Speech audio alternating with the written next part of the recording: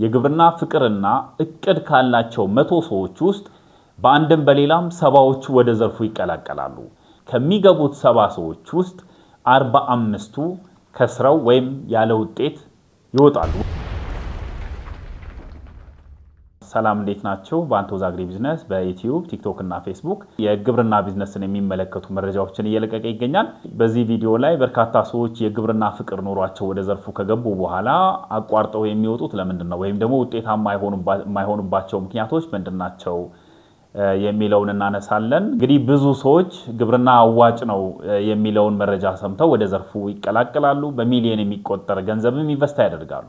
ነገር ግን በጣም በሚያሳዝን ሁኔታ ከገቡት ውስጥ ብዙዎቹ ያለ ውጤት ከስራው ይወጣሉ። የግብርና ቢዝነስ አዋጭ ስላልሆነ ነው ከስራው የወጡት ከተባለ አይደለም።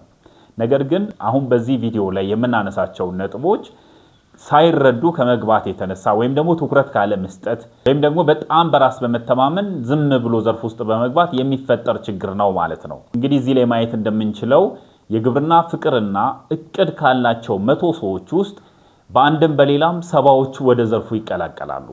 በከብት እርባታው ዘርፍ ሊሆን ይችላል፣ በዶሮ ሊሆን ይችላል፣ በድለባው ሊሆን ይችላል፣ ወይ በቡናው ሊሆን ይችላል፣ ወይ ደግሞ ሰብሎች ላይ ወይም ግብርና ውጤቶችን ተቀብሎ ፕሮሰስ በማድረግ ዘርፍ ላይ ሊሆን ይችላል። ብቻ ከነዚህ በአንዱ በሆነው ዘርፍ ላይ ከ100ዎቹ 70ዎቹ ሰዎች ወደ ዘርፉ ይቀላቀላሉ። በጣም በሚያሳዝን ሁኔታ ግን ከሚገቡት 70 ሰዎች ውስጥ 45ቱ ከስራው ወይም ያለ ውጤት ይወጣሉ። ወይም 45ቱ የማምረት ችግር ይገጥማቸዋል። ምንድነው የማምረት ችግር ከተባለ መጀመሪያ ላይ ኢኒሻል ካፒታላቸውን ኢንቨስት አድርገው ጀምረውታል። ከጀመሩት በኋላ የማምረት ችግር መግጠም ምንድነው ወይ ደግሞ በምን አይነት ምክንያት ይፈጠራል ከተባለ በብዙ ምክንያት ሊፈጠር ይችላል። ከነዛ ምክንያቶች ውስጥ ግን ብዙዎቹ አስቀድመው ታውቀው ሊቀረፉ የሚችሉ ነበሩ። ወይም ወደ ዘርፉ ከመቀላቀል በፊት ሊቀረፉ የሚችሉ ችግሮች ነበሩ። ለምሳሌ አስቀድሞ ትክክለኛውን ዘርፍ መምረጥ ነው። እጅ ላይ ካለው ገንዘብ አንፃር የትኛው ዘርፍ በሚገባ ከመነሻ እስከ ስራ ማስኬጃ ድረስ ሊያስኬድ ይችላል የሚለውን ማወቅ ነው። ስለዚህ እዚህ ላይ ሲሳሳቱ ፕሮጀክቱን ከመሰረቱት በኋላ ማስኬዱ ከባድ ይሆናል ማለት ነው። ምክንያቱም የግብርና ዘርፍ መመስረት ብቻ ሳይሆን መሄድ ስለሚጠበቅበት ማለት ነው። በሂደቱ ውስጥ ደግሞ ያልተጠበቁ ወጪዎችም ሊኖሩ ስለሚችሉ ለነሱ መዘጋጀት ያስፈልጋል። ስለዚህ እጅ ላይ ያለው ካፒታል ብዙ ስለሆነ ብቻ ትልቅ ነገር አይመሰረትም ማለት ነው። ሌላው ትክክለኛውን ቦታ መምረጥ ካለመቻል ነው። ትክክለኛው ቦታ ማለትም ከትራንስፖርት አንፃር፣ ከአየር ሁኔታ አንፃር፣ ከገበያ አንፃር፣ ከአፈሩ አንፃር፣ የውሃ በቦታው ከመኖርና ካለመኖር አንፃር ይሄ አሁን ቀደም ተብሎ ታውቆ ሊቀረፍ የሚችለው። ሌላው ገበያውን ካለማወቅ አንፃር በትክክል ይፈልጋል ስለተባለ ብቻ ነው ወይ? ትክክለኛ ገዢዎቹ እነማን ናቸው? እሺ ከተፈለገስ እዛ አካባቢ ሊገዙ የሚችሉት ሰዎች አፎርድ ያደርጉታል ወይ? መግዛት ይችላሉ ወይ?